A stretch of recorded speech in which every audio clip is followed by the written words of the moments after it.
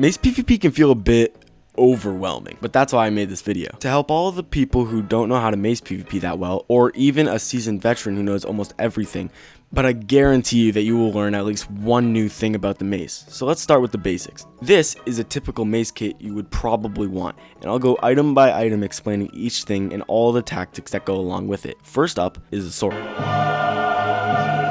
I think that's probably self-explanatory. But if you want an in-depth talk about it, then I also have a sword tutorial on my channel if you want to watch that. Next is the wind charge.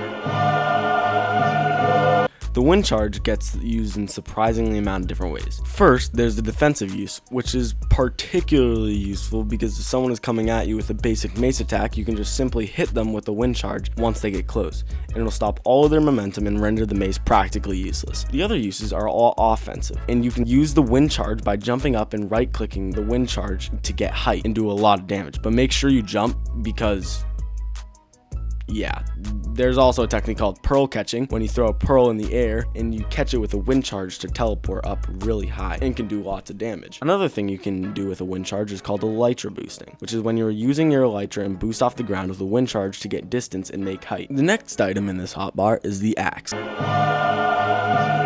The axe is a very useful thing when it comes to mace kits because of the #1 counter to mace, the shield. The axe is primarily used for breaking an enemy's shield in typical combat, but in MACE, that purpose is brought to the extreme, which would be a little something called stun slamming, which is when you break a shield and then hit your opponent with a mace hit a millisecond later. That technique is pretty difficult, I can't lie to you. But you know what isn't difficult? Liking the video and subscribing. But seriously, please do it, because it seriously does help me a ton if you like the content. Anyway, after that shameless plug technique, which you should definitely follow by the way, the next item is the one and only MACE. Now there is a ton of tactics that come with the mace. So first I'll go over the 2 enchantments and when to use them. First we have Breach.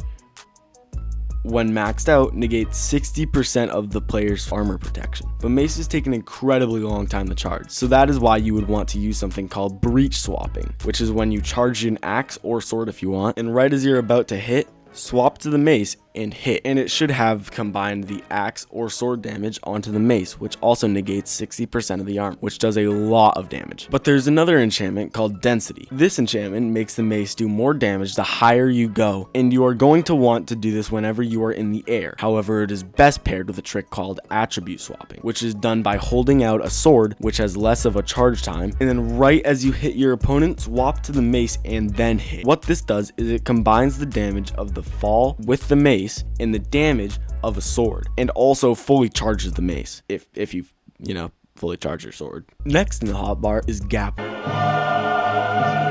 which if you have a lot, I would highly recommend to be on full saturation as much as you can, because it is very important as it lets you know when you're actually able to heal. And the way to see it is there's a mod called Apple Skin. I would highly recommend downloading it. It is beautiful. The next item on the hotbar is As of recent, the Ender Pearls have been given a whole new purpose called grappling, which is performed by having an opponent in the air and then purling onto them, having an awkward moment in the air where you both just stare lovingly into each other's eyes, then hitting them with a mace attack. Pearls are also used for escaping someone from genuinely slamming you out in one hit. The next item is the Elytra.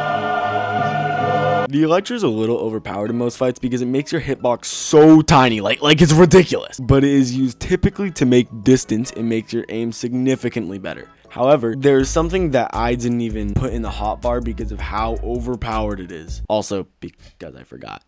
But that item is the Spear. This item makes the game mode so much more fun. Like, say you're too far away from the enemy and you want to catch them off guard, well then boom, boom, boom! It's so fun. But that is all I have for you today. But I'd like to ask you to subscribe because this video genuinely take me so long to make for like no reason. And I would greatly appreciate it if you would like the video and subscribe, please. Also, there's definitely a reason why it took so long. It's because of the thumbnail. I was painting each pixel.